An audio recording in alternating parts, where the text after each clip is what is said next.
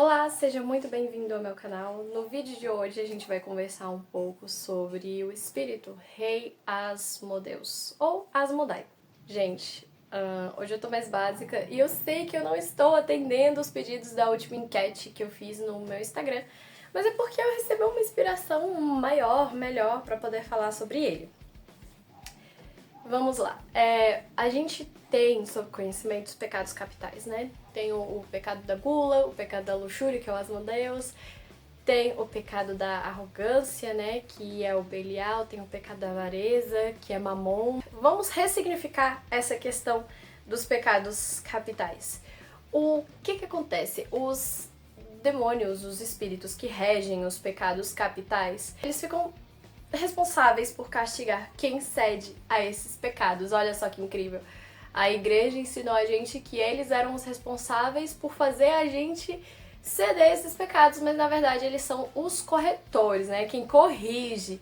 Eles são os equilibradores, né? Os estabilizadores, os harmonizadores de quem cai no desequilíbrio de um desses pecados. E o Asmodeus em específico, ele é muito interessante, porque além dele ser, né, o pecado da luxúria, que não envolve só o sentido sexual, também envolve questões financeiras, né? Pessoa que gosta muito de estar muito no luxo, de ter aquela coisa de extremo glamour, que vai morrer se não viver isso o tempo todo na vida dela, se não for extremamente uma realidade constante da vida dela. Ele também traz ensinamentos sobre isso. Ele fica responsável também sobre castigar, assim, crimes que envolvem este sentido luxurioso. Parece que ele age com uma ira maior. A mão pesada é bem mais pesada quando se trata de um pecado nesse sentido. O Asmodeus, ele tem a sua face bestial, que ele tem pés de carneiro, se não me engano, né? Ele carrega uma arma afiada. Ele aparece pra mim o seguinte: ele tem pés de bode, umas asas enormes, bem góticas, tipo de morcego, sabe? Asas enormes, sempre tem muito fogo no cenário que ele aparece, ele vem com 3 cabeças, né, isso é padrão, chifres enormes também e com uma face bem bestial mesmo, até a face humana ela é bestial. Só que, assim, depende da intenção, depende do que eu vou fazer na evocação, porque já tiveram vezes, assim, geralmente ele aparece nessa face bestial, independente de ser uma evocação mais tranquila, com objetivo mais tranquilo, ou uma evocação um pouco mais agressiva, como pedindo por justiça. Mas ele sempre aparece nessa face bestial. Só que a última vez que eu evoquei ele, olha só que interessante, eu tô tendo algumas mudanças nos meus dons mediúnicos, no meu campo mediúnico, graças ao Cavaleiro Furcas. Eu ainda vou trazer isso aqui no canal. E ele no início apareceu bem bestial. Não era um serviço assim do campo bestial, tipo justiça, algo que eu tá virada, não, envolvia amor e dinheiro. Só que aí no começo ele veio com essa face bestial e depois ele foi se transformando pra um homem, gente, incrível, pra um homem com terno, com uma gravata verde, né? Um homem bem social, uma gravata verde. E ali ele ficou em silêncio, né? Esperando, eu tava com um pouco de pressa. Eles sentem, eles sabem. Os dias que a gente tá muito em paz, os dias que a gente não tá, a gente pode estar extremamente centrado, concentrado ali no que a gente tá fazendo, ter meditado horas. Mas o dia que a gente não tá disponível pra estar 75 horas ali ritualizando, eles sabem. E aí ele apareceu desse modo. Um homem com uma gravata verde, muito sério e um homem muito bonito, né? Mas já começou com aquele cenário todo de fogo, todo bestial, extremamente como tá escrito, né, na chave menor de Salomão. E quanto a esses pecados da luxúria, ele age bem assim, corrosivo, né? Por exemplo, com questões de... Ele age de forma bem agressiva. Tudo que envolva esse tipo de pecado, ele corrige. Ele equilibra a sua energia sexual, ele equilibra o seu chakra base. 7 pecados capitais 7 chakras. Olha só que curioso, que coincidência. Ele vai ficar responsável pelo chakra base, então ele vai equilibrar a sua energia sexual. No começo é bem difícil de trabalhar com ele, porque você fica parecendo um cachorro no cio. Mas depois vai equilibrando essa energia até ela se transformar em pura criatividade, em pura criação. Porque é isso, né? É a tal da Kundalini, é a Shakti. Ele tem histórias de que ele é o próprio caos e tem histórias de que ele também era bem amoroso. E trabalhando com as Deus, o que você pode esperar? Né? Trabalhando assim, pra você se equilibrar, até porque Goethe, eu já falei em outros vídeos, Goethe é pra você se equilibrar, gente, é equilibrar as suas sombras, fazer das suas sombras luz, a sua luz sombra. Não é pra você sair, sabe, passando a espada em todo mundo, não. Então ele te torna mais afetivo, mais amoroso. Eu reparei isso, eu fiquei bem mais amorosa, bem mais afetiva. Eu era uma pessoa muito fria, eu sou naturalmente fria, na verdade, né? Com pessoas que eu não gosto mesmo, tipo, de gostar muito, eu sou extremamente fria. E trabalhando com ele, eu comecei a me importar mais com os sentimentos de pessoas que, em específico, que eu não gostava muito. Mas eu já era um pouco empática também. E eu passei a ficar mais empática ainda. Eu aprendi a olhar um outro lado também na vida das pessoas, com mais carinho, menos frieza, menos rigidez. Ele te deixa mais afetuoso, isso é fato. Ele te deixa mais criativo, mais ativo, sabe? Bagunceiro, mas não é aquela bagunça de desestruturar coisas. Porque como ele é o próprio caos, ele é o caos que vai anteceder a ordem. Então, para ele trazer ordem, ele traz caos. E se você já estiver no caos, ele vai trazer ordem, ele vai equilibrar. Gente, magnífico, pura Shakti. Pura Shakti, pura Shakti. E aí, o que acontece? Ele te deixa mais afetivo, tem essa questão do caos, né? Ele dá uma bagunçada antes de equilibrar. E é o chakra que ele rege, né? O chakra base. E ele te torna portador de uma confiança diferente. Você tem uma confiança diferente, sabe? Fora que a sua atração, o magnetismo, quando é só nesse sentido, em questão luxuriosa, ela é insuportável, tá? Eu vou falar que o magnetismo que ele traz é insuportável, você trabalhando com ele, né, diretamente. É uma face sombra que particularmente eu acho detestável, né, no período que você tá trabalhando diretamente com ele, que você vai atrair qualquer cabrunco que aparecer, entendeu? Qualquer tipo de pessoa vai ser muito atraído. É qualquer tipo de pessoa mesmo, entendeu? Não são selecionados, mas é bom, né, pra quem quer atração, pra quem gosta disso, pra quem se sente bem com isso, eu acredito que vai gostar. Ele é muito educado, tá? A minha primeira evocação do Asmodeus, ela foi incrível, vou contar aqui pra vocês. O vídeo é longo, então senta aí. Minha primeira evocação, como que foi? Cara, era o primeiro rei cabuloso que eu ia evocar, né? Porque até então eu só tinha evocado o Baal e o Paimon.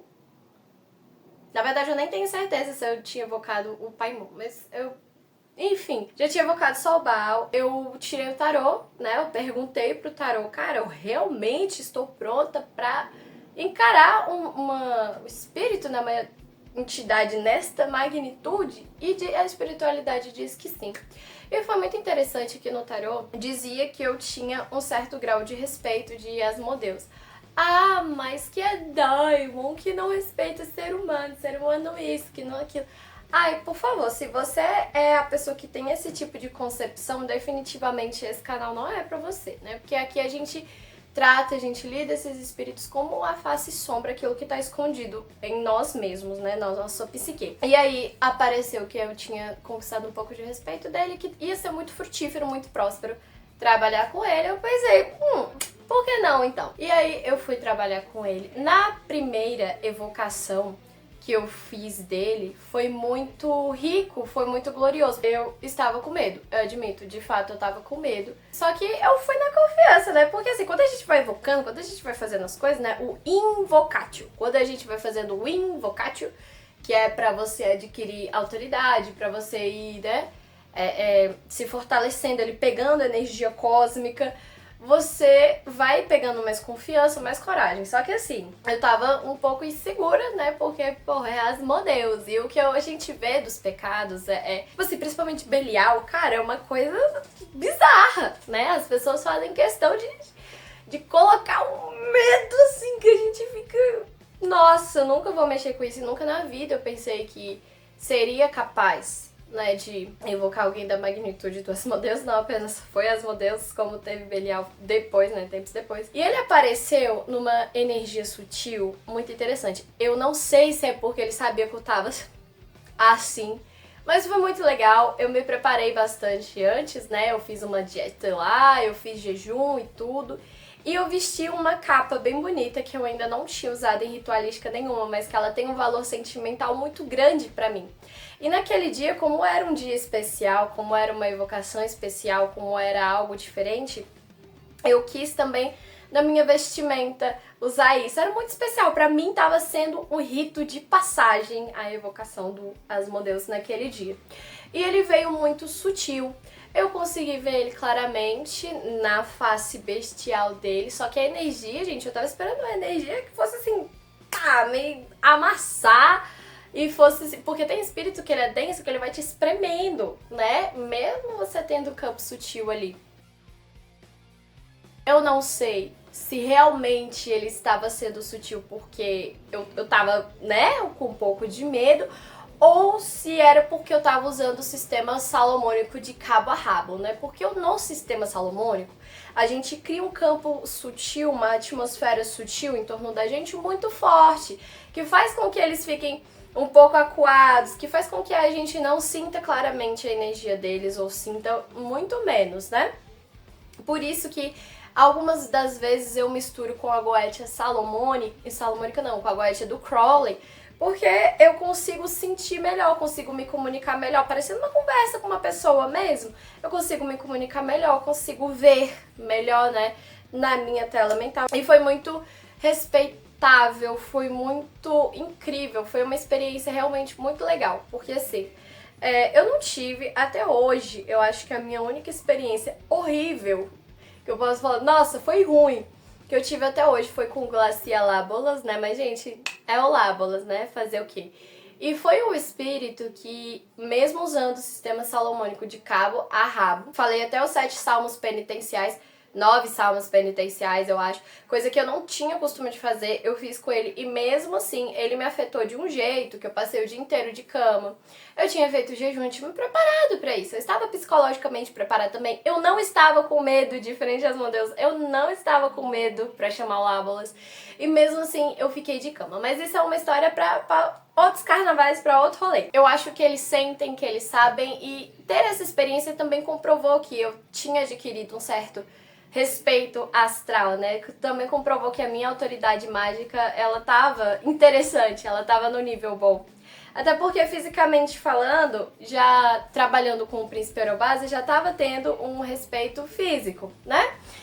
Eu tive uma evolução mágica por causa do Príncipe Orobase e foi uma experiência, no geral, incrível. Só que, sinceramente, se me perguntar o que eu pedi nessa primeira evocação dele, eu não vou saber te dizer, porque eu realmente não sei, eu não me lembro o que eu pedi de maneira nenhuma. Eu sei que a experiência foi incrível, que eu tive uns sonhos interessantes depois, e é isso, gente. Tipo, essa foi a minha experiência, ele veio assim, a última, mais recente, ele veio na face bestial, e depois ele se transmorfou para um homem bonito, alto, com um terno todo preto e uma gravata verde. E ficou em silêncio. Mas assim, era um olhar que, tipo, cara, surreal. Era um olhar que te prendia, sabe?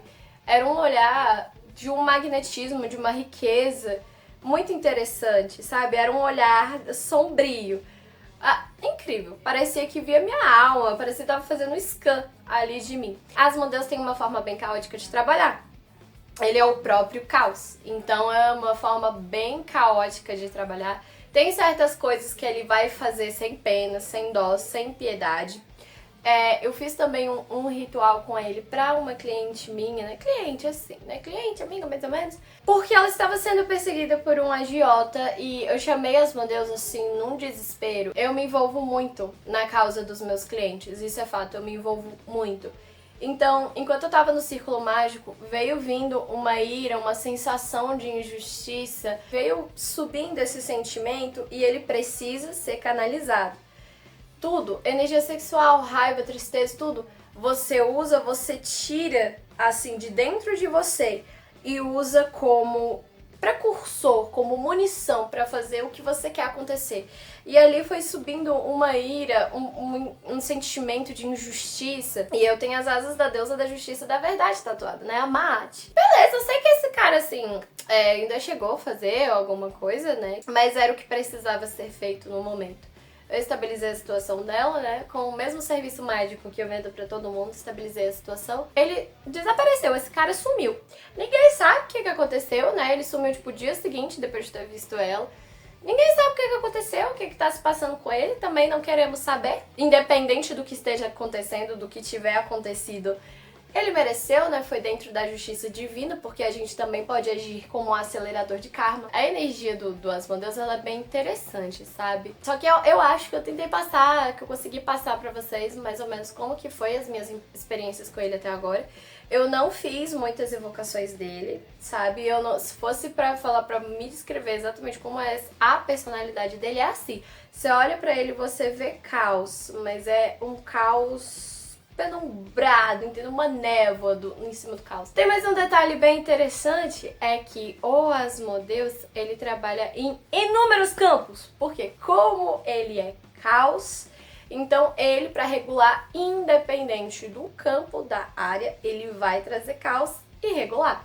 Então ele vai trabalhar no amor, ele vai trabalhar no dinheiro, ele vai trabalhar em causas na justiça, ele vai trabalhar em tudo. Faz caos que antecede a ordem. Ele também trabalha ética e moral, né? Mas o que trabalha ética e moral, ele rege uma clifa, ele rege a Gula Shab, que é a clifa do castigo, né? Do castigo, do alto flagelo, mas também da redenção, né? Através do castigo.